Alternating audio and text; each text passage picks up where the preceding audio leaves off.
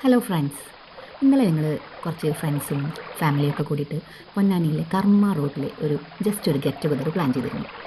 അടിപൊളിയാണ് കേട്ടോ ഞങ്ങളുടെ കർമ്മ റോഡ്. പൊന്നാനിക്കാരുടെ ഒരു സ്വകാര്യ അഹങ്കാരം എന്ന് തന്നെ പറയാം ഈ കർമ്മ റോഡ്. കാരണം എന്താണെന്ന് വെച്ചാൽ നമുക്ക് വൈകുന്നേരം ആയാലും ഏത് നേരത്താണെങ്കിലും അവിടെ ഒരു പ്രത്യേക വൈബാണ്. നല്ല ഒരു അടിപൊളി കാറ്റും പിന്നെ ആ പുഴയുടെ ഒരു പ്രത്യേക ഒരു സംഗീതവും.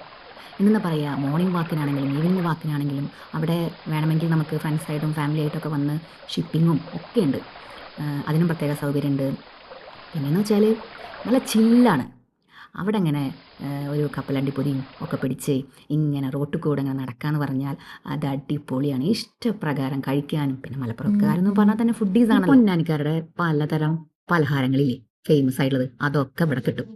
കുട്ടികൾക്കുള്ള ടോയ് ഷോപ്പുകൾ, അതുപോലെ തന്നെ പലതരം ഐസ്ക്രീം കടകൾ, പിന്നെ ഇങ്ങനെ ഇവിടെ കിട്ടാത്തതായിട്ട് ഒന്നുമില്ല. അപ്പോഴാണ് ഞങ്ങൾ ഒരു പാനിപ്പൂരി കട കണ്ടത്. പാനിപ്പൂരി കടകൾ ഇവിടെ ഇഷ്ടപ്രകാരമാണ്. പാനിപ്പൂരി കഴിക്കാനായിട്ട് ഞങ്ങൾക്ക് എല്ലാവർക്കും ഒരു മോഹം. കഴിച്ചു, നല്ല അടിപൊളി. അപ്പോഴാണ് ആങ്ങളയുടെ മോൻ സ്പ്രിംഗ് റോള് കണ്ടത്. അപ്പം അത് വാങ്ങിക്കാൻ നിന്നു.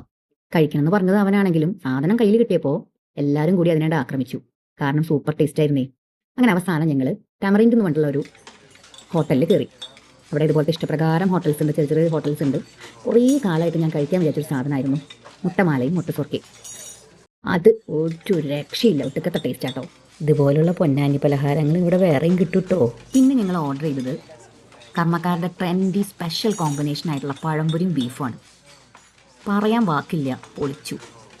എല്ലാവർക്കും, ഒരുവിധമുള്ള ആൾക്കാർക്കൊക്കെ ഇഷ്ടപ്പെടുന്ന ഒരു കോമ്പിനേഷനാണത്.